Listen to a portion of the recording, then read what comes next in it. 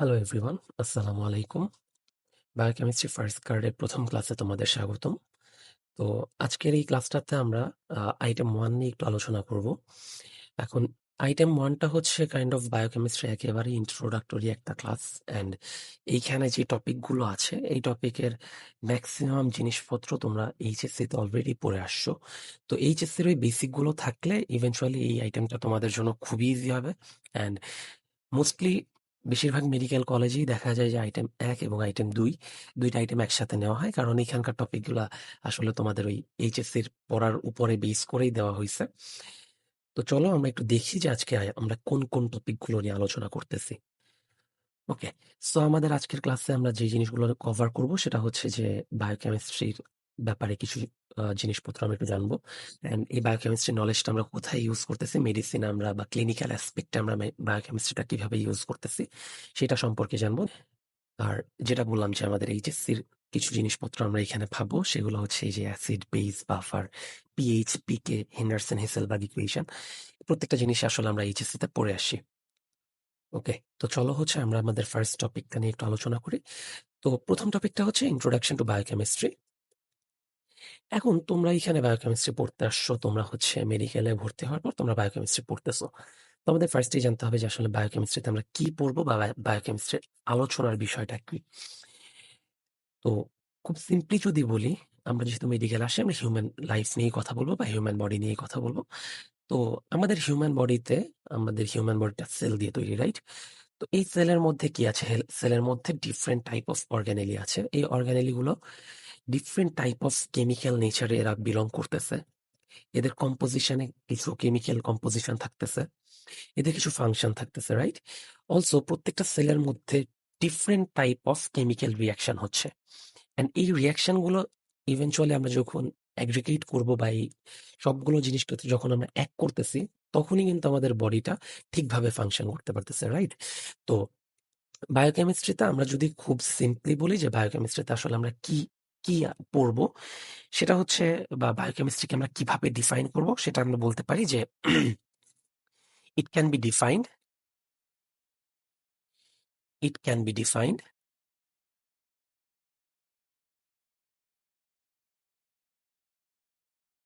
As the science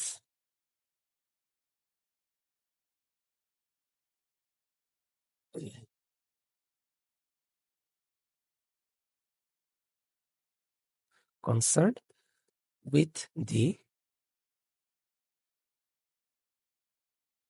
chemical basis of life। কেমন? ওকে, so এই যে ডেফিনেশনটা, এই ডেফিনেশনটা তোমাদের ভাইভাতে খুব কমনলি জিজ্ঞেস করা হয়। ফার্স্ট কার্ডে যখন ভাইভা দিতে যাওয়া, তখন এটা মানে কম বেশি সবাইকেই ধরা হবে, যেহেতু একেবারে শুরুর টপিক। তো এই ডেফিনেশনটা লাগবে। এখন আমরা যেই বইটা ফলো করি আমাদের মেডিকেল কলেজগুলোতে, ABC of biochemistry, Mozammel Haque স্যারের বই। তো এবিসি অফ বায়োকেমিস্ট্রিতে কিন্তু বায়োকেমিস্ট্রির এই ডেফিনেশনটা নাই। কেমন? তো এটা হচ্ছে তোমরা এখান থেকে একটু পড়ে নিবা। তো এবার আমরা দেখবো হচ্ছে আসলে যে বায়োকেমিস্ট্রিটা পড়তেছি এটা কেন পড়তেছি, বায়োকেমিস্ট্রি পড়ার এইমটা কি আমাদের। তো যেই কথাগুলা বললাম ঠিক এগুলাই, যে প্রথম যেটা আমরা বললাম যে আমাদের যে কেমিক্যাল প্রসেস গুলা হচ্ছে within the cell, chemical process, এইগুলা সম্পর্কে আমরা জানবো, এবং এইগুলা জানবো হচ্ছে একদম মলিকিউলার লেভেলে যে। অ্যান্ড আরেকটা জিনিস আমরা যেটা বললাম, যেটা হচ্ছে যে আমার সেলের ভেতরে যেই অর্গানেলি গুলো আছে বা অন্যান্য যেই জিনিসপত্রগুলো আছে, এগুলার হচ্ছে আমরা স্ট্রাকচার অ্যান্ড ফাংশন, এটা সম্পর্কে জানবো। ঠিক আছে, স্ট্রাকচার অ্যান্ড ফাংশন সম্পর্কে জানবো কাদের? আমার সেলের ভেতর যে মলিকুলার কম্পোনেন্ট গুলো আছে বা আমার সেলের ভেতরে যে অর্গানেলি গুলো আছে তাদের। ঠিক আছে, ওকে, ঠিক আছে। এবার আসি আমাদের নেক্সট টপিকে।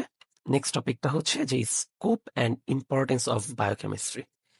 ওকে, তো আগে আমরা যে দুটো টপিক দেখলাম যে আমাদের হচ্ছে বায়োকেমিস্ট্রি ডেফিনেশন এবং এইম, এই দুইটা টপিকই কিন্তু ভাইভাতে খুব বেশি মানে আমাদেরকে জিজ্ঞেস করা হয় একদম কমনলি। ঠিক আছে, জাস্ট এইটুকুন বলে দিতে পারলেই তোমার এটা ক্লিয়ার হয়ে যাবে। ওকে, আসো নেক্সট আমাদের যে টপিকটাতে আমরা যাচ্ছিলাম সেটা হচ্ছে যে scopes and importance of biochemistry.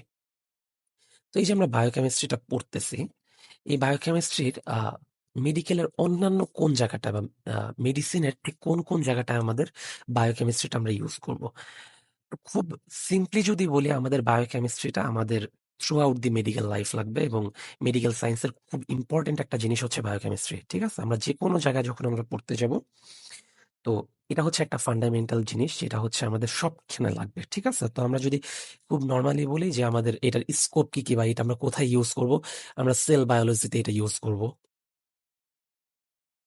Sell বায়োলজিতে বায়োকেমিস্ট্রির use আছে। তারপর হচ্ছে ইমিউনোলজি। ইমিউনোলজি মানে হচ্ছে আমাদের যে ইমিউন সিস্টেমটা বা প্রতিরক্ষা ব্যবস্থা বডির, সেইখানেও যেইভাবে আমার বডির ইমিউন সিস্টেমটা কাজ করতেছে, সেখানে কিন্তু বায়োকেমিস্ট্রি অনেক বড় একটা রোল প্লে করতেছে। কেমন? ওকে, নেক্সট হচ্ছে প্যাথোলজিতেও আমাদের বায়োকেমিস্ট্রি ইউজ আছে। তো প্যাথোলজি আসলে কি? প্যাথোলজি হচ্ছে আমাদের বডিতে যে ডিজিজ গুলো হচ্ছে, এই ডিজিজ গুলো কিভাবে হচ্ছে সেটা আমরা প্যাথোলজিতে আলোচনা করি। তো এটার সাথে বায়োকেমিস্ট্রি খুব বেশি পরিমাণ রিলেটেড, কারণ ধরো আমার বডিতে একটা ব্যাকটেরিয়া বা একটা ভাইরাস এসে আমার বডিতে রোগ তৈরি করতেছে বা রোগ ঘটাচ্ছে। তো এই যে রোগটা হচ্ছে, এই রোগটা হওয়ার জন্য এই ভাইরাস বা bacteria different type of chemical substance release করতেছে। এন্ড এই কেমিক্যাল সাবস্টেন্স গুলো নেচার কিরকম বা এই কেমিক্যাল সাবস্টেন্সটা এসে আমার বডিতে কি ইফেক্ট ফেলতেছে, এইগুলা কিন্তু আমরা আলটিমেটলি এই বায়োকেমিস্ট্রি নলেজটা ইউজ করে জানতে পারবো। নেক্সট হচ্ছে ফিজিওলজি। তো ফিজিওলজিতেও দেখা যাচ্ছে যে ফিজিওলজিক যে চেঞ্জ গুলো হচ্ছে আমার বডিতে, এই ফিজিওলজিক চেঞ্জের ক্ষেত্রে যে মলিকুলার লেভেলে যে যে চেঞ্জগুলো হচ্ছে, এগুলো আন্ডারস্ট্যান্ড করার জন্য কিন্তু আমাদের বায়োকেমিস্ট্রি নলেজটা লাগবে। ঠিক আছে, ওকে। সো এইখানে বেসিকলি কয়েকটা জায়গার বা কয়েকটা স্কোপের কথা বলছি, মোস্ট ইম্পর্টেন্ট কিছু স্কোপ যেগুলো আমরা বায়োকেমিস্ট্রি ইউজ করি। এছাড়াও আসলে যদি আমি নর্মালি বলি, আমাদের ফুল মেডিকেল সায়েন্সেই কম বেশি বায়োকেমিস্ট্রি ইউজ কিন্তু হবে। ওকে, সো এবার একটু আসে আমাদের ইম্পর্টেন্স সম্পর্কে একটু জানি। তো ইম্পর্টেন্স কি বায়োকেমিস্ট্রি, আমরা কেন পড়তেছি বা বায়োকেমিস্ট্রি ইম্পর্টেন্সটা কোথায়, অলরেডি আমরা জানছি যে আমাদের বডির যেই নর্মাল ফাংশন করতেছে, এটা করার জন্য কিন্তু ডিফারেন্ট ডিফারেন্ট কেমিক্যাল রিয়াকশন হচ্ছে, রাইট? সো এই যে আমার বডির যে নর্মাল ফাংশনিং একটা বডি, এটা কার উপর ডিপেন্ড করতেছে? ইভেনচুয়ালি এই কেমিক্যাল রিয়াকশন গুলোর উপর কিন্তু ডিপেন্ড করতেছে, রাইট? তো কেমিক্যাল রিয়াকশন গুলো যদি আহ, ঠিকভাবে না হয়, ডেফিনেটলি আমার বডির মধ্যে ডিফারেন্ট কাইন্ড অফ ডিজিজ তৈরি হবে বা ডিফারেন্ট কাইন্ড অফ প্রবলেম দেখা দিবে। ঠিক আছে, তার মানে আমরা বলতে পারি যে হেলথ হেলথ বা গুড হেলথ আমাদের ডিপেন্ড করতেছে কোথায়? আমাদের ডিপেন্ড করতেছে এই কেমিক্যাল যে রিয়াকশন গুলো আছে, কেমিক্যাল রিয়াকশনের উপর ডিপেন্ড করতেছে হেলথ। কেমন? তারপর হচ্ছে যদি আমি যেটা বললাম যে আমার এই কেমিক্যাল রিয়াকশন গুলো বা কেমিক্যাল নেচার গুলো যদি চেঞ্জ হয়ে যায়, তখন কি হয়ে যাবে? ডিজিজ তৈরি হবে। কখন? যখন অ্যাবনর্মালিটি দেখা দিবে।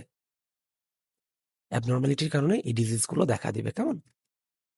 আচ্ছা, বায়োকেমিস্ট্রি খুব ইম্পর্টেন্ট একটা ইউজ হচ্ছে আমরা যখন অসুস্থ হই, আমরা তখন ল্যাবে যাই, কি করতে যাই? বিভিন্ন ধরনের টেস্ট করতে যাই, তাই না? তার মানে আমরা বায়োকেমিক্যাল টেস্ট দিয়ে, বায়োকেমিক্যাল টেস্টের মাধ্যমে আমরা কি করতে পারতেছি? বিভিন্ন ধরনের রোগ ডায়াগনোসিস করতে পারতেছি, তাই না? ওকে, তার মানে ডায়াগনস্টিক ইউজের ক্ষেত্রেও বা ডায়াগনোসিস ইউজের ক্ষেত্রেও কিন্তু আমার বায়োকেমিস্ট্রি কাজে লাগতেছে। ঠিক আছে, দেন যেটা বললাম যে আমাদের এই যে স্কোপের যে জিনিসপত্রগুলো আমরা দেখছি, যে sell biology, immunology, pathology, physiology, এগুলা জানার জন্য আমার বায়োকেমিস্ট্রি জরুরি। ঠিক আছে, আচ্ছা। তো এইগুলাই হচ্ছে আমার বায়োকেমিস্ট্রি ইম্পর্টেন্ট। আহ এগুলাও কম বেশি ভাইভাতে ধরা হয়, বাট এগুলা লেস ইম্পর্টেন্ট। এই জিনিসপত্রগুলো ভাইবার জন্য লেস ইম্পর্টেন্ট, টিচাররা খুব একটা এই কোশ্চেন গুলা ধরে না। কেমন? ঠিক আছে, ওকে, চলো এবার আমরা আমাদের নেক্সট টপিকে যাই। তো এতক্ষণ আমরা যা পড়ছি, এটা বেসিকলি বায়োকেমিস্ট্রির সব থেকে আমি বলবো বোরিং টপিক ছিল, মানে বায়োকেমিস্ট্রি ইন্ট্রোডাকশনটা। তো এই পড়াটা বাদ। তো এখানে যা পড়ছি এইটুকুনি সাফিসিয়েন্ট, এন্ড এটা পড়তে খুবই বোরিং লাগছে আমি জানি। আমাদের নেক্সট টপিক গুলো থেকে আমরা মোটামুটি ইন্টারেস্টিং জিনিসপত্র পাবো। তো আমাদের নেক্সট টপিকটা হচ্ছে অ্যাসিড। কেমন? অ্যাসিড কাকে বলে বলো তো? অ্যাসিডের ডেফিনেশনটা আমরা কিন্তু ছোটবেলা থেকে যেটা পড়ছি ওইটাই, যে যারা হচ্ছে অ্যাকুয়াস মিডিয়াতে বা লিকুইডে যারা হচ্ছে হাইড্রোজেন আয়ন দান করে, তাদেরকে আমরা বলি হচ্ছে অ্যাসিড। সো যেসব সাবস্টেন্স হাইড্রোজেন আয়ন ছেড়ে দিচ্ছে, যেমন হচ্ছে আমি যদি আমাদের কমন যে এক্সাম্পলটা হাইড্রোজেন ক্লোরাইডের এক্সাম্পলটা দিই, হাইড্রোজেন আয়ন ছেড়ে দিচ্ছে, সো এরা হচ্ছে অ্যাসিড। তো আমরা অ্যাসিডের ডেফিনেশনটা কি দিব? অ্যাসিডের ডেফিনেশনটা হচ্ছে যে অ্যাসিডস আর প্রোটন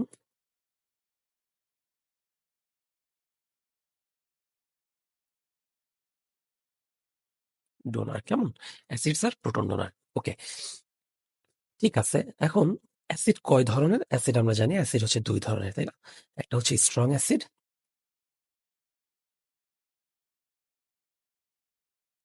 আর একটা উইক অ্যাসিড।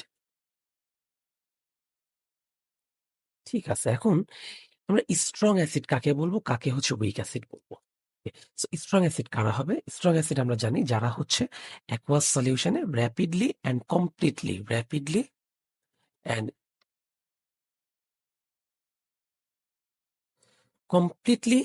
হাইড্রোজেন আয়নটা ছেড়ে দিবে বা ডোনেট করে দিচ্ছে, তাদেরকে আমরা স্ট্রং অ্যাসিড বলবো। সো যারা হচ্ছে আমার অ্যাকুয়াস সলিউশনে rapidly and completely hydrogen ion donate করতেছে, তাদেরকে আমরা বলবো স্ট্রং অ্যাসিড। আর উইক অ্যাসিড তাহলে কারা হবে? যারা হচ্ছে পার্শিয়ালি অ্যান্ড স্লোলি ছাড়বে, right? Slowly and partially hydrogen ion donate করতেছে, তাদেরকে আমরা বলবো হচ্ছে উইক অ্যাসিড। তো স্ট্রং অ্যাসিড কারা? এইগুলা খুব মানে ভাইবার জন্য একদম 100 ইম্পর্টেন্ট কোশ্চেন। টিচাররা ঘুরে ফিরে এই কোশ্চেন গুলা খুব ধরে। তো স্ট্রং অ্যাসিড কারা আর উইক অ্যাসিড কারা? আমরা জানি যে যারা হচ্ছে ইনঅর্গানিক অ্যাসিড আছে, ইনঅর্গানিক অ্যাসিড যারা আছে মোস্টলি তারাই হচ্ছে strong acid, apart from H2CO3, that is carbonic acid. Carbonic acid ছাড়া ইনঅর্গানিক অ্যাসিড গুলো হচ্ছে আমার স্ট্রং অ্যাসিড। এক্সাম্পল হতে পারে HCl, H2SO4, এগুলো হচ্ছে আমার strong acid. And weak acid কারা হবে? উইক অ্যাসিড হলো আমার যারা অর্গানিক অ্যাসিড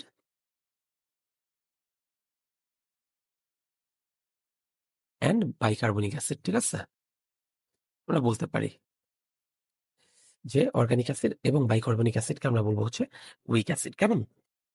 আচ্ছা, আহ, এখানে আমরা যেটা আমাদের খুব common example CH3, COOH, ethanoic acid. Ethanoic acid একটা হচ্ছে উইক অ্যাসিড। কেমন? ওকে, সো এই হলো অ্যাসিড সম্পর্কে একদম বেসিক কথাবার্তা।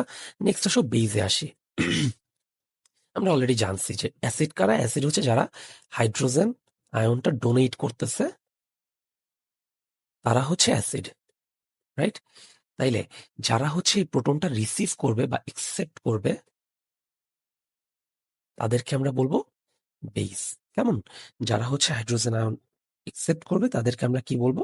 তাদেরকে আমরা বলবো হলো বেস। কেমন? ওকে, বেসও দুই ধরনের। কি কি? একটা হচ্ছে স্ট্রং বেস, আরেকটা উইক বেস।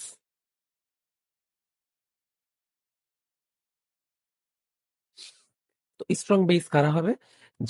যাদের হাইড্রোজেন আয়ন বা প্রোটন রিসিভের টেন্ডেন্সি বেশি থাকবে, প্রোটন রিসিভ করার টেন্ডেন্সি বেশি থাকবে,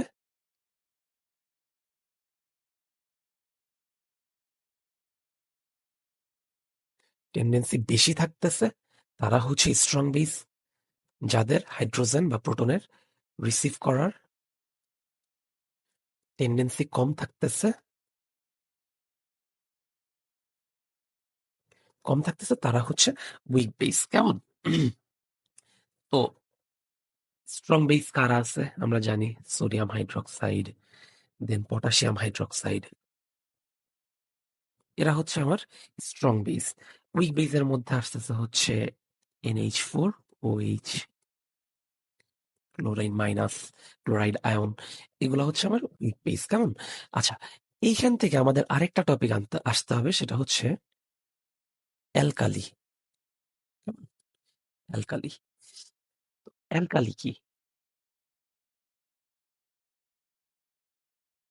ওকে, অ্যালকালি কারা? অ্যালকালি হচ্ছে যারা আমার অ্যাকুয়াস সলিউশনে হাইড্রক্সিল আয়নটা ছেড়ে দিবে, হাইড্রক্সিল আয়ন যারা ডোনেট করবে, অ্যান্ড এই হাইড্রক্সিল আয়ন পরবর্তীতে আমার হাইড্রোজেন আয়নের সাথে মিলে ওয়াটার ফর্ম করবে, তাদেরকে আমরা বলবো হচ্ছে অ্যালকালি। কেমন? তাহলে অ্যালকালি হচ্ছে যারা অ্যাকুয়াস সলিউশনে আমাদের হাইড্রক্সিল আয়নটা ডোনেট করতেছে, অ্যান্ড এই হাইড্রক্সিল আয়নের সাথে হাইড্রোজেন আয়ন যুক্ত হয়ে পানি ফর্ম করতেছে, তাদেরকে আমরা বলবো হচ্ছে অ্যালকালি। ওকে, তো এই অ্যালকালির এক্সাম্পল কি? সোডিয়াম হাইড্রক্সাইড আছে, পটাশিয়াম হাইড্রক্সাইড আছে। মোস্টলি যেটা হয় মাথায় রাখতে হবে যে আমার অ্যালকালি গুলা যেটা হয় যে অ্যালকালি হয় হচ্ছে আমার মেটালিক হাইড্রক্সাইড। ঠিক আছে, মেটালিক হাইড্রক্সাইড যারা আছে তারাই হচ্ছে আমার অ্যালকালি। কেমন? ঠিক আছে, একটা একটা কোয়েশ্চেন টিচার ভাইভাতে জিজ্ঞেস করে, এটা আমরা ছোটবেলাতেও পড়ছি, যে all alkalis are base but all bases are not alkali। এটা কিন্তু টিচাররা ভাইভাতে জিজ্ঞেস করে। কেমন? এটা ভাইভার কোশ্চেন। তো এর অ্যান্সারটা আসলে কি? অ্যান্সারটা হচ্ছে যে আমার অ্যালকালি কারা, একটু আগেই বললাম যে অ্যালকালি হচ্ছে সেই সমস্ত বেস যারা হচ্ছে অ্যাকুয়াস সলিউশনে হাইড্রক্সিল আয়নটা ডোনেট করতেছে, রাইট? যখন এই হাইড্রক্সিল আয়নটা ডোনেট করতেছে তাদেরকে আমরা অ্যালকালি বলে রাখতেছি। বাট সব বেস কি হাইড্রক্সিল আয়ন ডোনেট করে? না। এই যে একটু আগে আমরা বললাম ক্লোরাইড আয়ন, এটা তো একটা বেস, এটা একটা বেস, বাট ও কি হাইড্রক্সিল আয়ন দান করতেছে বা হাইড্রক্সিল আয়ন ডোনেট করতেছে? না, হাইড্রক্সিল আয়ন তারা ডোনেট করতেছে না। দ্যাটস ওয়াই আমরা এখানে এই ক্লোরাইড আয়ন দিয়ে বলতে পারি যে ক্লোরাইড আয়ন একটা বেস, বাট ও কিন্তু অ্যালকালি না। অ্যালকালি না। কেমন? ওকে, ঠিক আছে। তাহলে এই হচ্ছে আমার অ্যাসিড বেস সম্পর্কে আলোচনা। এরপরে আমাদের আরেকটা জিনিস জানতে হবে, যেটা আমরা যখন বাফার পড়বো, বাফার পড়তে গেলে এটা লাগবে। তো conjugate acid and conjugate base বলতে কি বোঝায়? এটা লাগবে। Conjugate acid and conjugate base, conjugate acid আর কনজুগেট বেস। কেমন? সো কনজুগেট বেস কারা? আমাদের যখন একটা অ্যাসিড, ধরে নেই হাইড্রোক্লোরিক অ্যাসিড, ও যখন একটা প্রোটন ছেড়ে দেওয়ার পর যেই কম্পোনেন্টটা থাকতেছে তাকে আমরা বলবো এই মাদার কম্পাউন্ডটার কনজুগেট বেস। কেমন? সো হাইড্রোক্লোরিক অ্যাসিড যখন হাইড্রোজেন আয়নটা ছেড়ে দিল, ছেড়ে দেওয়ার পর কে থাকতেছে? ক্লোরাইড আয়নটা থাকতেছে। সো এই ক্লোরাইড আয়নটাকে আমরা তখন কি বলবো? যে এ হচ্ছে HCl এর কনজুগেট বেস। আমি কি বুঝাইতে পারলাম? ওকে, তাহলে কনজুগেট অ্যাসিড কারা হবে? কনজুগেট অ্যাসিড হচ্ছে যখন একটা বেস একটা প্রোটন রিসিভ করবে, রিসিভ করার পর যেই কম্পোনেন্টটা ফর্ম করতেছে তাকে আমরা কি বলবো? তাকে আমরা বলবো এই বেসটার কনজুগেট অ্যাসিড। আবার বলতেছি, যখন একটা বেস একটা হাইড্রোজেন আয়ন বা একটা প্রোটন রিসিভ করবে, এন্ড রিসিভ করার পর যেই কম্পোনেন্টটা বা যেই কম্পাউন্ডটা তৈরি করবে, সেই কম্পাউন্ডটাকে আমরা বলবো এই বেসটার কনজুগেট অ্যাসিড। ওকে, ঠিক আছে। এখন একটা জিনিস আমরা একটু রিক্যাপ করে, আমরা এইচএসসি তে পড়ছিলাম যে স্ট্রং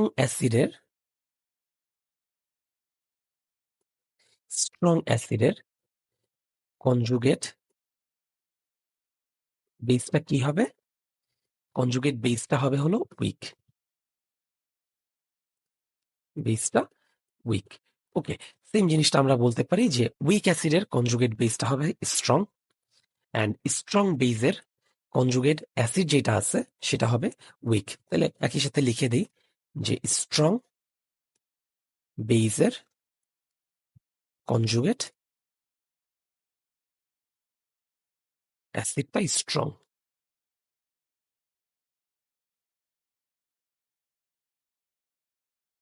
ওকে, ঠিক আছে। এখন এই যে আমার কনজুগেট অ্যাসিডটা স্ট্রং হচ্ছে এন্ড কনজুগেট বেসটা উইক হচ্ছে, এটা একটা এক্সাম্পল হইতে পারে। আমি যদি স্ট্রং অ্যাসিড দিয়ে বলি,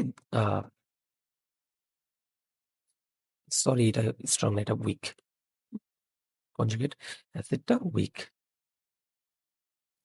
সো এই যে একটু আগে আমরা যেটা দেখছি, এই যে এটার ক্ষেত্রে HCl, HCl আমার কিভাবে ভাঙতেছিল, H plus plus chloride ion. এইখানে এই ক্লোরাইড আয়নটা হচ্ছে আমার কনজুগেট বেস, তাই না? HCl এর কনজুগেট বেস হচ্ছে এই ক্লোরাইড আয়নটা। তো এই ক্লোরাইড আয়নটা কিন্তু অনেক উইক একটা অ্যাসিড, সরি উইক একটা বেস, কেমন? সো এটা হচ্ছে HCl এর কনজুগেট যে বেসটা আছে এটা উইক হচ্ছে, কারণ HCl একটা strong acid. Hopefully conjugate acid বেসের কনসেপ্টটাও আমরা ক্লিয়ার করতে পারি। এবার আমরা যাব হচ্ছে আমাদের পরবর্তী যে টপিকটা সেটাতে, বাফারে আসার আগে আমরা পিএইচ পড়বো। আমাদের পিএইচটা বাফারের আগে লাগবে। এবার চলো আমরা আমাদের নেক্সট টপিকে আসি, সেটা হচ্ছে পিএইচ। পিএইচটা আমরা এইচএসসি তে অনেক ডিটেইল পড়ছিলাম। তো পিএইচ এর যে ডেফিনেশনটা আমরা পড়ছিলাম সেটা হচ্ছে যে নেগেটিভ লগারিদম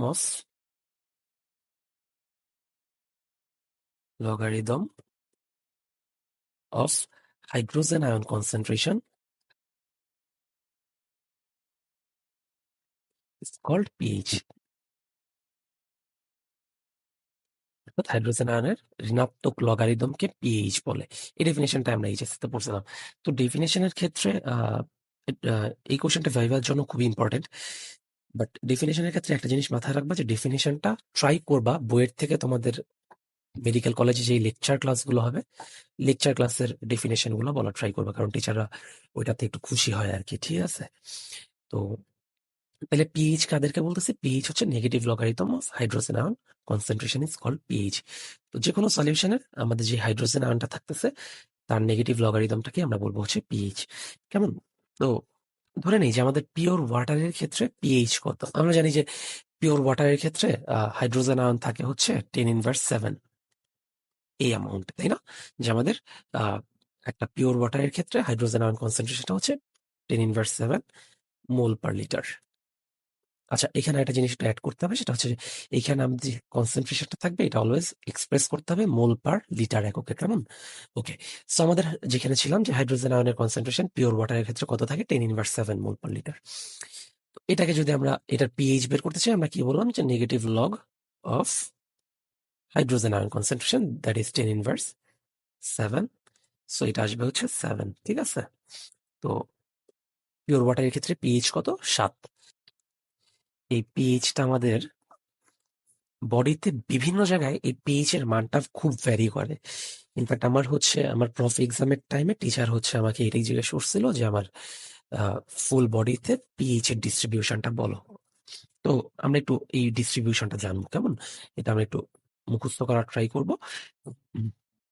ব্লাডে পিএইচ কত এটা আমরা জানি। ব্লাডের পিএইচটা হচ্ছে 7.35 থেকে 7.45, এটা আমরা জানি। দেন হচ্ছে আমাদের গ্যাস্ট্রিক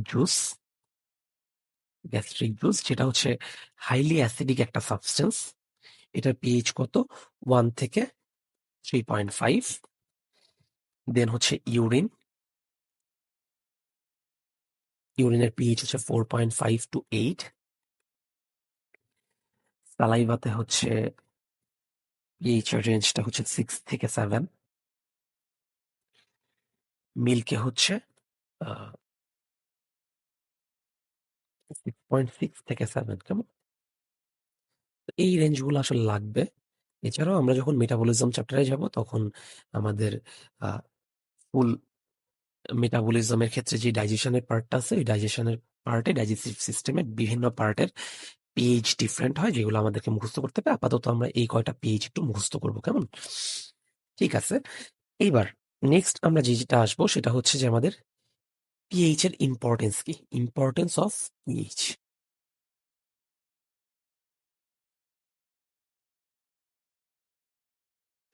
পিএইচ এর ইম্পর্টেন্স।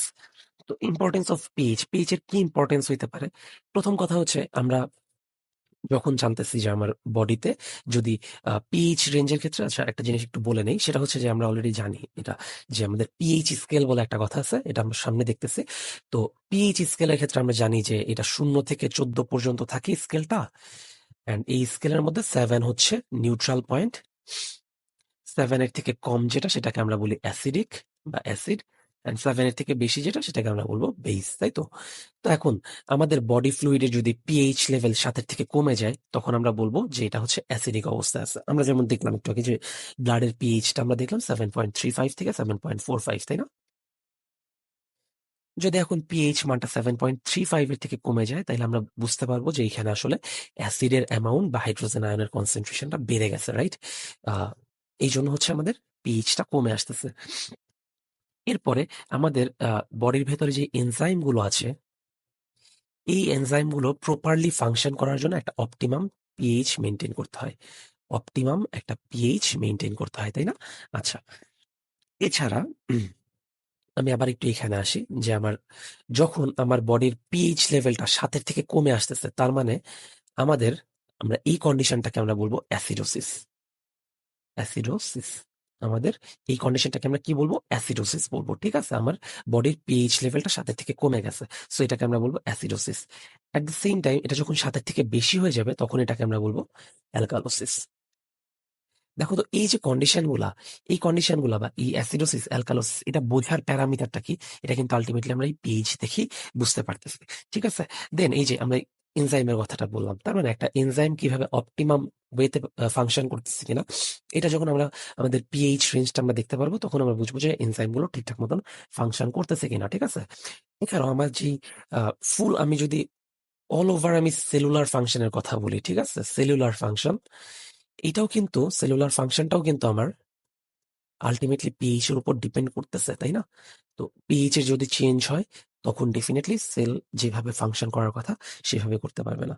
তার মানে আমাদের পিএইচ এর এই ভ্যালুগুলো খুব ইম্পর্টেন্ট আমাদের মেডিকেল লাইফের ক্ষেত্রে বা মেডিকেলে আমাদের ক্লিনিক্যাল সেক্টরে এসেও পিএইচ এর ব্যাপারটা খুব ইম্পর্টেন্ট, কেমন? ঠিক আছে, এবার একটা খুব ইম্পর্টেন্ট একটা ভাইভা কোশ্চেন, যেটা হচ্ছে এটা পারবা, তোমরা এমনিই পারবা। তো এই কোশ্চেনটাও আমাকে ভাইভাতে ধরছিল, সেটা হচ্ছে যে পিএইচ ভ্যালু বা পিএইচ 1 ইউনিট ইনক্রিজ যদি 1 ইউনিট ইনক্রিজ করে তাইলে হাইড্রোজেন আয়নের কনসেন্ট্রেশনের কি চেঞ্জ আসবে? হাইড্রোজেন আয়নের কনসেন্ট্রেশনের কি চেঞ্জ আসবে, কেমন? তো আমরা খুব সিম্পলি যদি আমরা বলি যে আমার পিএইচ আমি ধরে নেই আমার পিএইচ হচ্ছে 3, ঠিক আছে? পিএইচ 3, তাহলে আমার হাইড্রোজেন আয়নের কনসেন্ট্রেশন কত হবে? এখানে আমার হাইড্রোজেন আয়নের কনসেন্ট্রেশনটা হবে হলো 10^3, রাইট? এরপরে যদি আমার পিএইচটা হয়ে যায় হলো 4, খেয়াল করে দেখো হাইড্রোজেন আয়নের কনসেন্ট্রেশন এখন কত হয়ে যাচ্ছে? এখন হয়ে যাচ্ছে 10^4। আচ্ছা, একটু আমি এখানে ওদের একটু রেশিও করার ট্রাই করি। এখানে বড়কে ডেফিনেটলি আমার 10^3টা বড়। সো আমি যদি 10^3 কে 10^4 দিয়ে ভাগ দিই তাহলে আমরা পাবো হচ্ছে 10^3 ডিভাইডেড বাই 10^4, দ্যাট মিনস 10, তাই তো? এটা হচ্ছে ওই ছোটবেলার নিয়মে যদি আসি 10^3 মাইনাসে +4 উইচ ইজ 10^1 যেটা হচ্ছে 10, রাইট? আচ্ছা, তার মানে আমরা দেখতে পারতেছি যে পিএইচ 3 থেকে যখন 4 হচ্ছে তখন আমার হাইড্রোজেন আয়নের কনসেন্ট্রেশনের পরিবর্তন কত হচ্ছে? 10 একক পরিবর্তন হচ্ছে, তাই না? বা 3 থেকে 4 অর্থাৎ 1 ইউনিট আমার পিএইচ চেঞ্জের জন্য চেঞ্জ হলে হাইড্রোজেন আয়ন কনসেন্ট্রেশন কতটুকুন চেঞ্জ হচ্ছে? 10 ইউনিট চেঞ্জ হচ্ছে। ওকে, এখন ঘটনা হচ্ছে এটা আমরা বুঝলাম যে 1 ইউনিট চেঞ্জ হওয়া মানে 10 unit hydrogen ion concentration change হচ্ছে। কথা হচ্ছে এই 10 ইউনিট বা 10 একক যেটা আমরা দেখতেছি বা 10 গুণ, এই 10 গুণ কি বাড়তেছে নাকি কমতেছে? এখন যদি আমার পিএইচটা 3 থেকে 4 হয় তার মানে আমার 10 একক পরিবর্তন হবে, অর্থাৎ 10 গুণ বাড়বে অথবা কমবে, তাই তো? এখন প্রশ্ন হচ্ছে এটা কি বাড়বে নাকি কমবে? সোজা হিসাব, আমার 10 গুণ হাইড্রোজেন আয়নের যদি কনসেন্ট্রেশন বেড়ে যায়, হাইড্রোজেন আয়ন কনসেন্ট্রেশন যদি বাড়ে তাইলে সেই সলিউশনটা হয়ে যায় অ্যাসিডিক, তাই না? আমরা শুরুতেই দেখছি যে অ্যাসিড হচ্ছে তারা যারা হাইড্রোজেন আয়ন ছেড়ে দিচ্ছে, তার মানে অ্যাসিডে হাইড্রোজেন আয়নের কনসেন্ট্রেশনটা বেশি থাকবে। এখন তোমার এই পিএইচটা যখন 3 থেকে 4-এর দিকে যাচ্ছে তার মানে কি জিনিসটা কি হচ্ছে আসলে? অ্যাসিড থেকে বেসিক হচ্ছে, তাই না? অ্যাসিডিক থেকে বেসিক হচ্ছে। এই যে এখানে আমরা দেখছি 0 থেকে 14 যে স্কেলটা ছিল এটা হচ্ছে অ্যাসিড ছিল আর এটা ছিল হচ্ছে বেস। তার মানে জিনিসটা অ্যাসিড থেকে বেজের দিকে যাচ্ছিল, অ্যাসিডিক থেকে বেসিক হচ্ছিল। আমরা দেখছি যে হাইড্রোজেন আয়ন কনসেন্ট্রেশন যত বেশি হয় জিনিসটা তত বেশি অ্যাসিডিক। তার মানে যেহেতু বেজের দিকে যাচ্ছে তার মানে কি হাইড্রোজেন আয়নের কনসেন্ট্রেশন কমে যাচ্ছে। তার মানে আমার 3 থেকে যদি 4-এর দিকে যায় অর্থাৎ পিএইচ ভ্যালু যদি 1 একক বাড়ে তাইলে হাইড্রোজেন আয়নের কনসেন্ট্রেশন 10 গুণ কমে যাবে। আমি কি বুঝাইতে পারলাম? আচ্ছা, তাইলে আমরা বলতে পারি সোজা হিসাব যে পিএইচ এর সাথে হাইড্রোজেন আয়নের কনসেন্ট্রেশন ইনভার্সলি প্রপোর্শনাল, তাই না?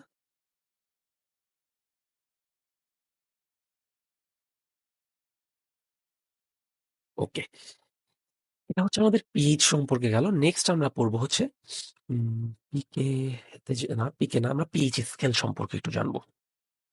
আমরা পিএইচ স্কেল সম্পর্কে জানবো। অলরেডি পিএইচ স্কেল সম্পর্কে আমরা কিছু কথাবার্তা বলে ফেলছি। পিএইচ স্কেল সম্পর্কে আমরা কিছু জিনিসপত্র অলরেডি জানছি যে পিএইচ স্কেলটা আসলে কি। পিএইচ স্কেলটা হচ্ছে একটা পিএইচ মাপার প্যারামিটার বলা যেতে পারে, যেখানে হচ্ছে যেটা 0 থেকে 14 পর্যন্ত মার্ক করা থাকবে। এর মধ্যে 7 হচ্ছে আমার নিউট্রাল পয়েন্ট, এর আগের টুকুনকে আমরা বলবো অ্যাসিড, অর্থাৎ 0 থেকে 7 পর্যন্ত অ্যাসিড হবে এবং 7 থেকে 14 পর্যন্ত হবে হচ্ছে আমার বেস, তাই না? আর 7টা হচ্ছে আমার neutral point.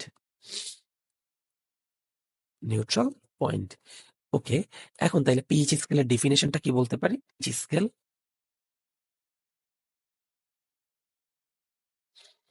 is the range that covers the range of acidity and alkalinity of an available solution.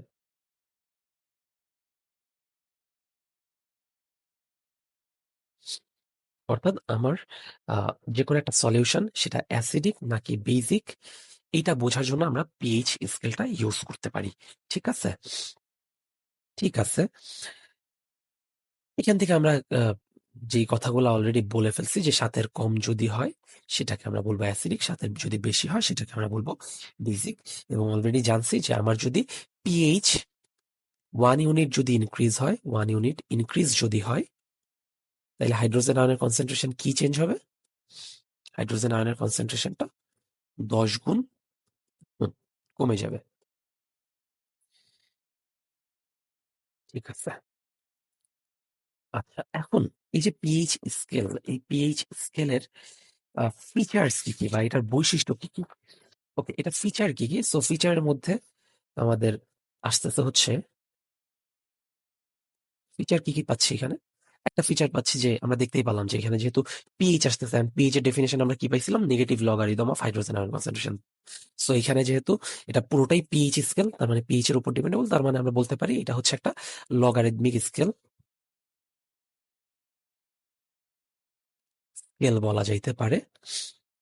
দেন আমরা কি বলতে পারি যে আমার যদি পিএইচটা যদি আমার 1 ইউনিট ইনক্রিজ করে, 1 ইউনিট যদি ইনক্রিজ করে তাহলে হাইড্রোজেন আয়ন কনসেন্ট্রেশন কি হবে? 1 ইউনিট, সরি 10 ইউনিট ডিক্রিজ করবে, তাই না? 10 ইউনিট ডিক্রিজ করবে। আচ্ছা, এটা তো পিএইচ এর সাথে আমি হাইড্রোজেন আয়নের সম্পর্কটা দাঁড় করাইলাম। তোমাদের জন্য কোয়েশ্চেন থাকবে যে পিএইচ পিএইচ যদি 1 ইউনিট ইনক্রিজ করে, 1 ইউনিট ইনক্রিজ করে তাইলে হাইড্রক্সিল আয়নের কি চেঞ্জ আসবে? ঠিক আছে, এখানে অলরেডি আমরা দেখছি, তাই না, যে এটা যেহেতু অ্যাসিড এবং ডেফিনিশনের মধ্যে দেখছি অ্যালকালিনিটি। সো এখানে আমরা হাইড্রক্সিল আয়নের ব্যাপারটাও বুঝতে পারতেছি। ওকে, সো তোমাদের কাছে আমার এটা কোশ্চেন থাকতেছে যে পিএইচ এর যদি আমি 1 ইউনিট ইনক্রিজ করি তাইলে আমার হচ্ছে হাইড্রক্সিল আয়নের কি চেঞ্জ আসবে? ঠিক আছে, এছাড়া কি বৈশিষ্ট্য আছে? এছাড়া বৈশিষ্ট্য আছে হচ্ছে যে এই যে স্কেলটা আছে এটা হচ্ছে 0 থেকে 14 পর্যন্ত কভার করতেছে। সো এগুলো হচ্ছে আমার পিএইচ স্কেলের ফিচার। আরো কিছু ফিচার আছে, বই খুললে তোমরা আরো কিছু ফিচার পাবা। পিএইচ স্কেলটা কিন্তু ঢাকা বোর্ডে বেশ কয়েকবার শর্ট নোট হিসেবে আসে। শর্ট নোট মানে হচ্ছে বেসিক্যালি তুমি এই পিএইচ স্কেল সম্পর্কে কি কি জানো সবকিছু তোমাকে লিখতে হবে। তো এটা তুমি লিখতে গেলে তোমাকে এই ডেফিনেশন লিখতে হবে, রেঞ্জ গুলো লিখতে হবে, কি কি ফিচার্স আছে সেগুলো লিখতে হবে। এখানে 4টা ফিচার আমি লিখছি, বাট আরো কিন্তু বেশ কিছু ফিচার আছে যেগুলো আমাদেরকে বই থেকে পড়ে নিতে হবে। কেমন? ওকে, এবার চলে আসে আমাদের নেক্সট টপিকে। নেক্সট টপিকটা হচ্ছে পিকে। কেমন? সো পিকে, পিকে এখানে কে কি? কে হচ্ছে dissociation constant.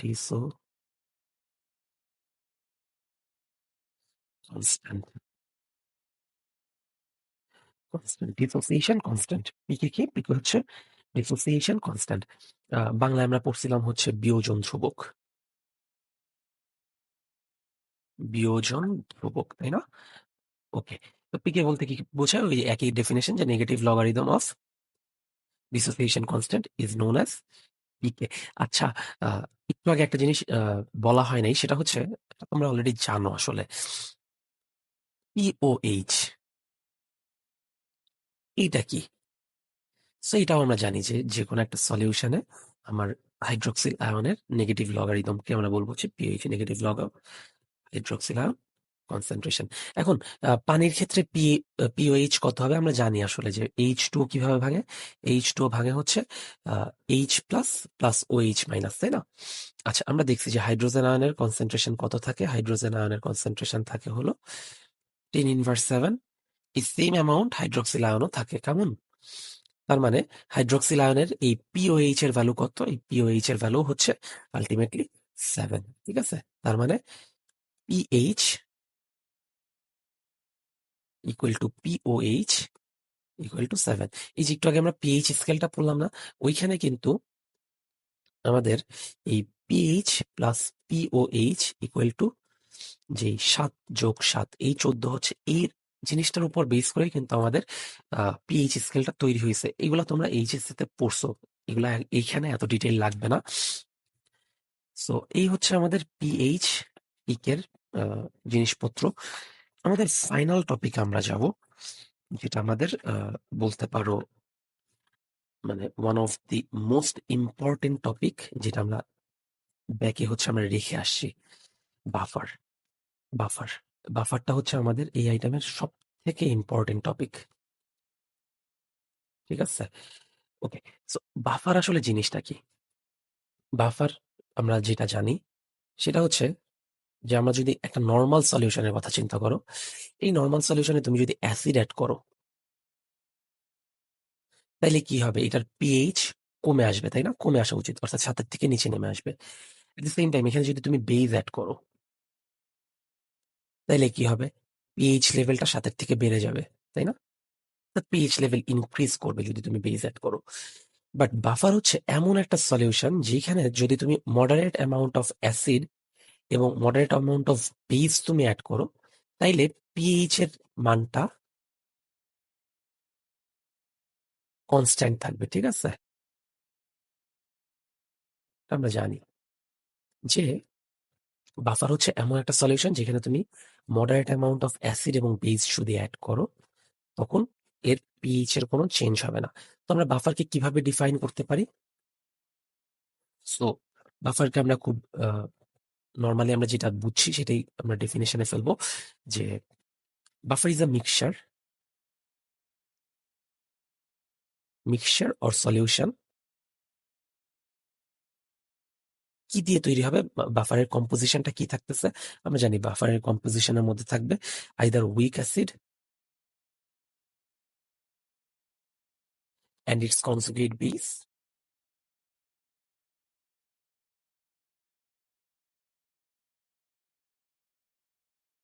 or weak base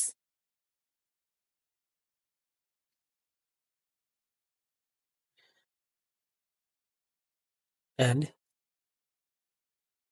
its conjugate acid,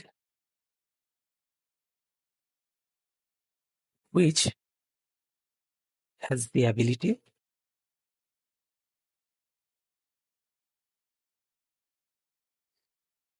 to resist the change of pH when moderate amount of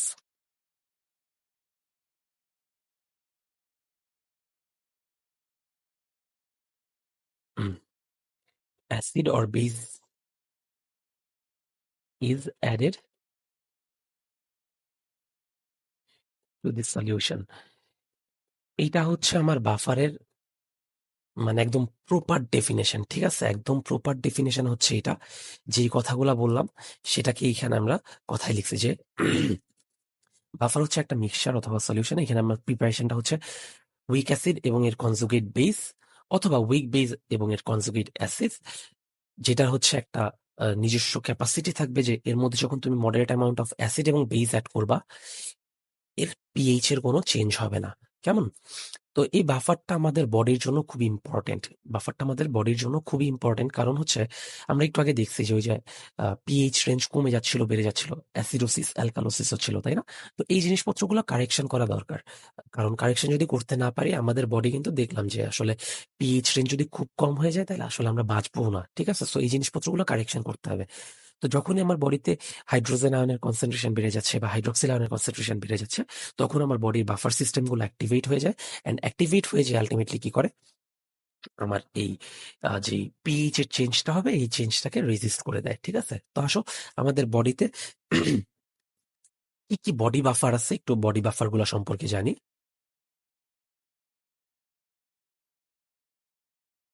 body buffer এটা সম্পর্কে একটু জানবো। তো বডি বাফারের মধ্যে আমাদের কি কি থাকতেছে, আমাদের বডি বাফারের মধ্যে বেসিক্যালি আমরা 4 সেট অফ বাফার পাবো বা 4টা জায়গাতে আমরা পাবো। একটা হচ্ছে প্লাজমাতে, প্লাজমাতে বাফার পাওয়া যায়। প্লাজমাতে কি কি বাফার পাবো? প্লাজমাতে আমরা বাইকার্বনেট বাফার পাবো, বাইকার্বনেট বাফার। দেন আমরা পাবো হচ্ছে প্লাজমা প্রোটিন বাফার,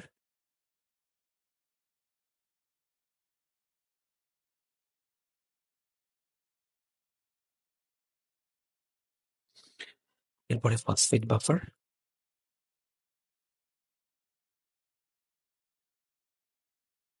ওকে।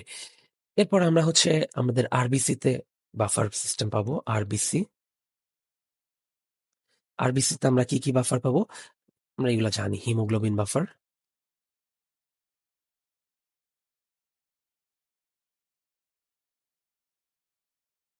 Oxy haemoglobin buffer,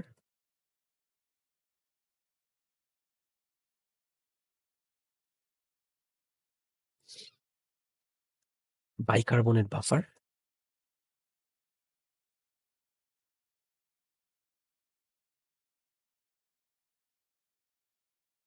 phosphate buffer.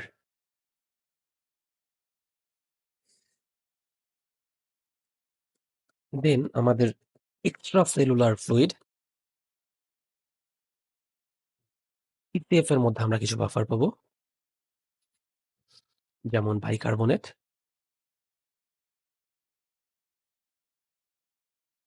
Protein, phosphate. ICF এ আমরা কিছু বাফার পাবো। আইসিএফ এ আসলে আলটিমেটলি এই 3টা বাফারই আমরা পাবো, কেমন? বাইকার্বনেট, প্রোটিন এবং ফসফেট, এই 3টা বাফার আমরা আইসিএফ এও পাবো। তো এই হচ্ছে আমার ফুল বডির বাফার সিস্টেম। আমার বডিতে এই কয় ধরনের বাফার আমরা পাবো? Plasma, RBC, ECF, ICF. এই কোশ্চেনটা আমাদের রিটেন এন্ড ভাইভা সব জায়গার জন্য খুব খুব খুব ইম্পর্টেন্ট। এই স্লাইডটা একদম মুখস্থ করে ফেলবা। এটা তোমাদের পরীক্ষায় কিন্তু খুব আসে এবং টিচাররা খুব কমনলি এটা ধরে। তো এটা হচ্ছে কোনোভাবেই বাদ দিও না। ওকে, সো এর সাথে আমরা আরেকটা জিনিস একটু জানবো, সেটা হচ্ছে বাইকার্বনেট বাফারের পিকের মান হচ্ছে 6.1 এবং ফসফেট বাফারের পিকের মানটা হচ্ছে 6.8। এটা হচ্ছে তোমাদের এক্সামে এমসিকিউ এ দিয়ে দেয় অনেক সময়, এবং টিচাররা অনেক সময় জিজ্ঞেস করে যে বাফারটার পিকের ভ্যালু বলো, কেমন? ওকে, ঠিক আছে। এখন হচ্ছে আমাদের এই যে যে আমরা বাফার গুলো দেখলাম এই বাফারের একটু কম্পোজিশন সম্পর্কে একটু দেখি। এই যে বাইকার্বনেট বাফার, এই বাফারটা তৈরি হয় হচ্ছে বাইকার্বনেট আয়ন হচ্ছে কার্বনিক অ্যাসিড দিয়ে। এটা হচ্ছে আমরা কি বলছিলাম যে আমাদের বাফারের দুইটা পার্ট থাকে, তাই না? যে একটা হচ্ছে weak acid and its conjugate base, অথবা weak base and its conjugate acid, তাই না? তো এটা হচ্ছে আমার সেই weak base and its conjugate acid. এইভাবে আমরা এটাকে তৈরি করতেছি, ঠিক আছে? নেক্সট আমাদের আসবে হচ্ছে হিমোগ্লোবিন বাফারটা লাগে। হিমোগ্লোবিন বাফার, যেটাতে আমরা পাবো হচ্ছে HP minus and HP B, ঠিক আছে? এবার আমরা একটা রিটেনের কোশ্চেন দেখবো। হ্যাঁ, রিটেনের একটা কোশ্চেন যেটা আমাদের পরীক্ষায় দেয়, সেটা হলো যে মেকানিজম অফ বাফার অ্যাকশন।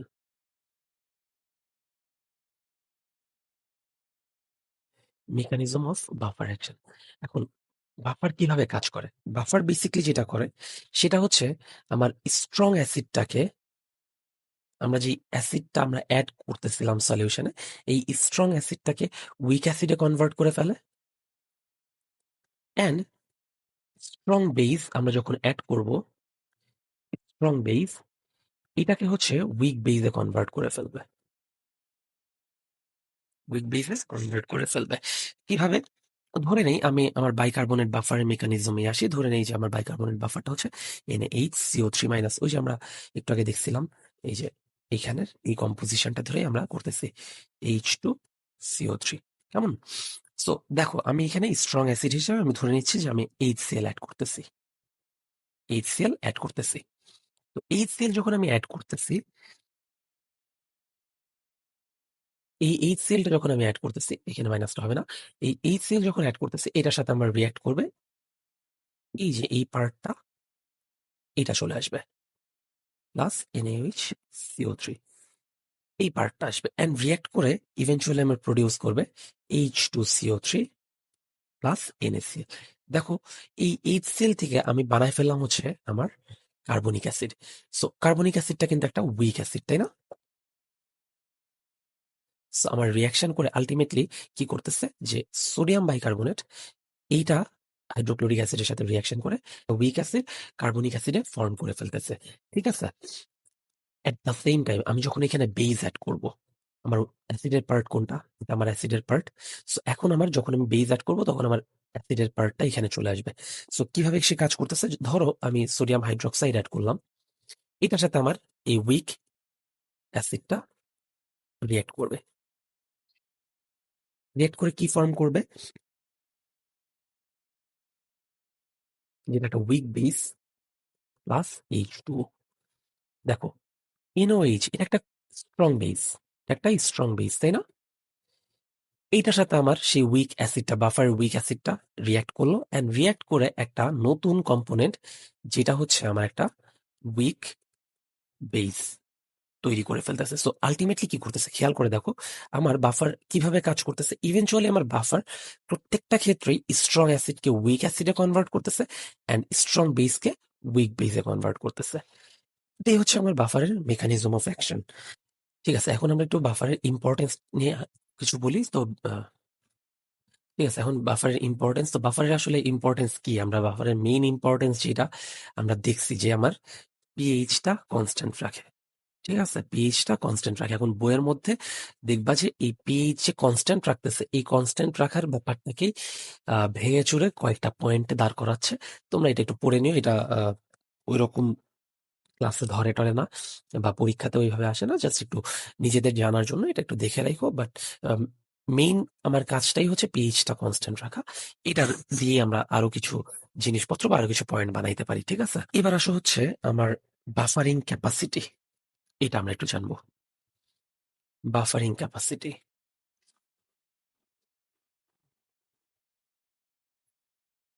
তো বাফারিং ক্যাপাসিটি জিনিসটা আসলে কি? এটা এটা বোঝার জিনিস। বাফারিং ক্যাপাসিটি হচ্ছে একটা ক্যাপাসিটি, মানে কি? ক্যাপাসিটি মানে হচ্ছে ধারণ ক্ষমতা, আমরা যদি বলি, হ্যাঁ? তো বাফারিং ক্যাপাসিটি বলতে হচ্ছে বাফারের মেইন কাজটা কি? বাফারের মেইন কাজটা হচ্ছে পিএইচটা কনস্ট্যান্ট রাখা, তাই না? পিএইচটা কনস্ট্যান্ট রাখা। সো বাফারিং ক্যাপাসিটি হচ্ছে, আমরা এভাবে বলতে পারি যে আমরা ঠিক সেই পরিমাণ মোল অ্যাসিড অথবা বেস, সেই পরিমাণ মোল অ্যাসিড অথবা বেস যেটা অ্যাড করার মাধ্যমে বাফার আর পিএইচটা কনস্ট্যান্ট রাখতে পারবে না, অর্থাৎ বাফারের ক্যাপাসিটিটা শেষ হয়ে যাবে, ক্যাপাসিটি বা বাফারের যেই নিজস্ব অ্যাক্টিভিটিটা সেটা লস হয়ে যাবে। ঠিক আছে, তার মানে হচ্ছে বাফারিং ক্যাপাসিটি হচ্ছে the number of mole of acid or base that is added to a solution in order to change the pH. কেমন? অর্থাৎ পিএইচ চেঞ্জ করার জন্য আমরা যত মোল অ্যাসিড অথবা বেস অ্যাড করব সেটাকে আমরা বলবো হচ্ছে বাফারিং ক্যাপাসিটি। ঠিক আছে, এবার আমাদের একটা কোশ্চেন আর একটা পরীক্ষা আসে যে বাইকার্বনেট বাফারটা হলো বডির মোস্ট পটেন্ট বাফার। ঠিক আছে, মোস্ট পটেন্ট বাফার বা সব থেকে গুরুত্বপূর্ণ বাফার হচ্ছে বাইকার্বনেট বাফার। কেন? তো প্রথম যে ব্যাপারটা সেটা হচ্ছে আমার throughout the body bicarbonate বাফারটা অনেক বেশি ডিস্ট্রিবিউটেড, অনেক জায়গাতেই থাকতেছে। আমরা দেখছি আইসিএফ এর মধ্যে থাকে, ইসিএফ এর মধ্যে ছিল, তাই না? ঠিক আছে, তো এটা হচ্ছে আমার ইসিএফ এর 86% কভারেজ দেয় হচ্ছে বাইকার্বনেট বাফার, অ্যান্ড আইসিএফ এর টোটাল 36% কভারেজটা দেয় হচ্ছে বাইকার্বনেট বাফার, এবং হোল বডির অলমোস্ট 60% কভারেজ দিচ্ছে হচ্ছে বাইকার্বনেট বাফার। সো বাইকার্বনেট বাফারটা এই একটা কারণ হতে পারে। আরেকটা কি জিনিস হতে পারে সেটা হচ্ছে আমার যে হিমোগ্লোবিন বাফার সিস্টেমটা আছে, বাইকার্বনেট বাফারটা আমার এই হিমোগ্লোবিন বাফারের সাথে কোঅপারেট করে কাজ করতে পারে, কোঅপারেট করে করতে পারে। ঠিক আছে, আরেকটা হচ্ছে আমার বাইকার্বনেট বাফারটার মেইন কম্পোনেন্ট কি? একটা হচ্ছে H2CO3 অর্থাৎ কার্বনিক অ্যাসিড এবং বাইকার্বনেট আয়ন, তাই না? এই যে আমার যে কার্বনিক অ্যাসিড এবং বাইকার্বনেট আয়নটা, এই দুইটা জিনিস আমার সেপারেটলি রেসপিরেটরি সিস্টেম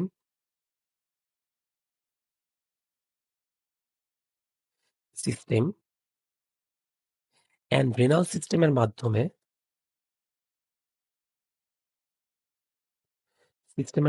রেগুলেট করতে পারে। তার মানে হচ্ছে এটার কম বেশি করার ক্ষেত্রে আমার রেসপিরেটরি সিস্টেম অ্যান্ড রেনাল সিস্টেমও কাজ করতে পারবে, যেটা অন্য কোনো বাফার সিস্টেমের ক্ষেত্রে পারবে না। দ্যাটস ওয়াই আমার বডির মধ্যে এই বাইকার্বনেট বাফারটা হচ্ছে মোস্ট ইম্পর্টেন্ট একটা বাফার সিস্টেম। ওকে, সো এই হচ্ছে আমাদের বাফার সম্পর্কে টোটাল আলোচনা। আমাদের লাস্ট যে দুইটা টপিক বাকি ছিল, আহ হেন্ডারসন হেসেলবাগ ইকুয়েশন। তো হেন্ডারসন হেসেলবাগ ইকুয়েশনটা কি? আমরা জানি হেন্ডারসন হেসেলবাগ ইকুয়েশনটা হচ্ছে আমাদের যে তোমার উইক অ্যাসিড এবং যে বাফারের এদের মধ্যে একটা রিলেশন দাঁড় করায়। তো এটা জানার আগে আমাদের একটা ল অফ ম্যাথ অ্যাকশন এটা সম্পর্কে একটু জানতে হবে। তো ল অফ ম্যাথ অ্যাকশন কি জিনিস? Law of mass action, law of mass action এটা সম্পর্কে আমরা জানি যে যে কোনো রেট অফ কেমিক্যাল রিয়াকশন, যে কোনো একটা রেট অফ কেমিক্যাল রিয়াকশন এটা প্রপোর্শনাল হবে আমার রিয়াক্টেন্টের প্রপোর্শনাল হবে। অ্যাক্টিভ ম্যাস, এখন অ্যাক্টিভ ম্যাস কি জিনিস? অ্যাক্টিভ ম্যাস মানে হচ্ছে এখানে আমরা লিকুইডের ক্ষেত্রে কনসেন্ট্রেশনটাকেই কনসিডার করব। তার মানে আমি যদি ধরে নেই যে আমার একটা রিয়াকশন A+B থেকে C+D, যেটা হচ্ছে একটা রিভার্সিবল রিয়াকশন বা উভমুখী বিক্রিয়া যদি আমি বলি, তাইলে এইখানে আমার দুইটা রেট পাচ্ছি আমি, একটা হচ্ছে ফরওয়ার্ড রিয়াকশনের ক্ষেত্রে, একটা ব্যাকওয়ার্ড রিয়াকশনের ক্ষেত্রে, তাই না? সো ফরওয়ার্ড রিয়াকশনের ক্ষেত্রে কি হবে? আর এফ এর ভ্যালুটা হবে হচ্ছে প্রপোর্শনাল টু রিয়াক্টেন্টের অ্যাক্টিভ ম্যাসের প্রপোর্শনাল হবে। ঠিক আছে, একই সাথে ব্যাকওয়ার্ড রিয়াকশনের ক্ষেত্রে কি হবে? R B proportional to C cross D, তাই না? আচ্ছা, এখন এটাকে আমরা ওই যে ছোটবেলায় যে দেখতাম যে প্রপোর্শনাল সাইন ওঠানোর জন্য আমরা একটা ইকুয়াল সাইন এবং একটা K1 যদি দিই, যে একটা কনস্ট্যান্ট K1, আর এখানে A ক্রস B, তাই তো? অ্যান্ড এখানে হচ্ছে আর বি এর ক্ষেত্রে একই জিনিস K2 সমান সি ক্রস ডি, তাই তো? আচ্ছা, এখন আমি এই আর এফ এবং আর বি এই দুটাকে যদি আমি একটু এখন আমার হচ্ছে যেহেতু এটা রিভার্সেবল রিয়াকশন, আমরা জানি যে রিভার্সেবল রিয়াকশনের রেট সেম হয়, তার মানে R of F equal to R of B, অর্থাৎ ফরওয়ার্ড রিয়াকশন এবং ব্যাকওয়ার্ড রিয়াকশনের রেটটা সেম হবে। So K one A cross B equal to K two C cross D, তাই তো? সো এইখানে আমাদের আসবে K one by K two equal to C cross D divided by A cross B. এই যে আমাদের যেই দুইটা রিয়াকশনের যে রিয়াকশন কনস্ট্যান্টটা ছিল, এটার যে অনুপাত, এটাকে আমরা কি বলি? এটাকে আমরা বলি equilibrium constant. Equilibrium constant K is equal to C cross D, এখানে আসবে হচ্ছে এ ক্রস বি, তাই তো?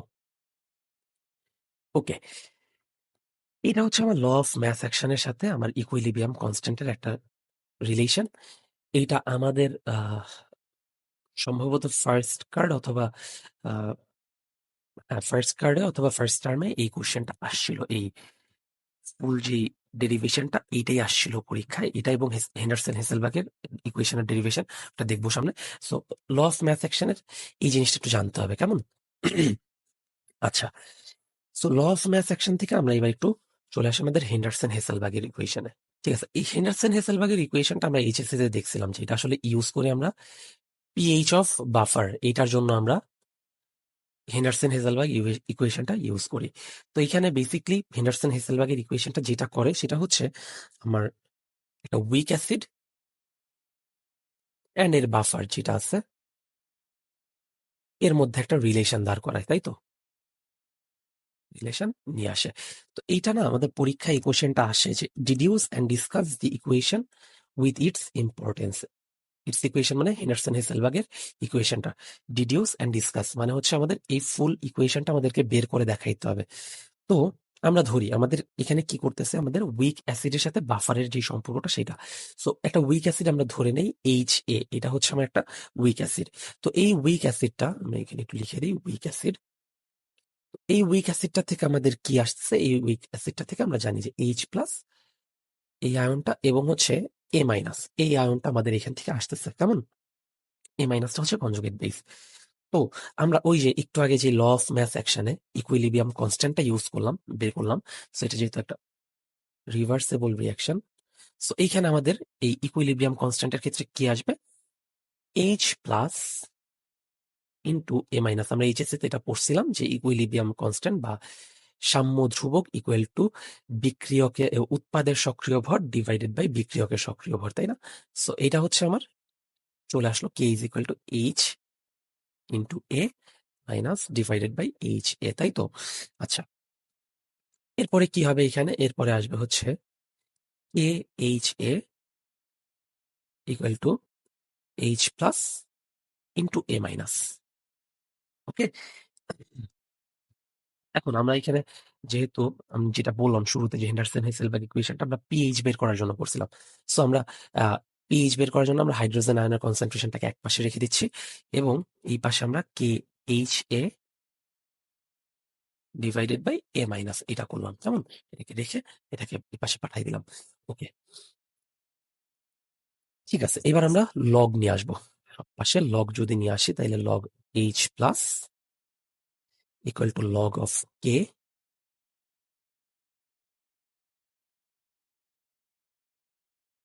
H A divided by A minus. ঠিক আছে, ওকে, এবার আসো আমরা আরেকটা লাইন একটু ভাঙি। Log H plus equal to log K, যেহেতু এদের মাঝখানে গুণের সম্পর্ক, তো আমরা যদি এটাকে গুণ দেই তাহলে এটা প্লাস হয়ে যায়। আমরা জানি যে লগের গুণ হইলে প্লাস হয়ে যায়, তাই না? তাহলে log H A divided by A minus. এবার আমরা মাইনাস নিব, যেহেতু মাইনাস বা নেগেটিভ লগ, সো নেগেটিভ আমরা নিয়ে নিব। Minus log H plus equal to minus log of K minus log of H A divided by A minus. এখন দেখো তো এখানে একটু খেয়াল করে, আমাদের minus log of H plus মানে pH, minus log of K মানে হচ্ছে পিকে, আর এখানে আসা হচ্ছে minus log of H A divided by A minus. এখন এখানে আমরা এই পুরোটাকে যদি আমি পি আকারে লিখতাম, আসলে এখানে কোনো লাভ নেই। সো আমরা যেটা করবো ফাইনালি আমাদের হেন্ডারসন হেসেলবার্গ ইকুয়েশনটা আমরা সবকিছু প্লাসে কনভার্ট করে ফেলবো। সো পি কে এই লগের ক্ষেত্রে আমরা যদি মাইনাসটাকে প্লাস করতে চাই, তাহলে আমাদের যে ভাগটা আছে এটা উল্টে দিতে হয়। So log A minus divided by H A. কেমন? তো এটাকে আমরা এখন একবারে যদি বলে দিই, যেটা আমরা বলতে পারি যে pH is equal to pK plus log. একটু খেয়াল করে দেখো তো, এই যে এ মাইনাসটা আমার ফার্স্ট ইকুয়েশনে যে এ মাইনাসটা ছিল, এটা কি? এই যে উইক অ্যাসিড থেকে হাইড্রোজেন আয়ন চলে যাওয়ার পর যেটা ছিল সেটাই তো আমার এ মাইনাস। তার মানে এ টু দি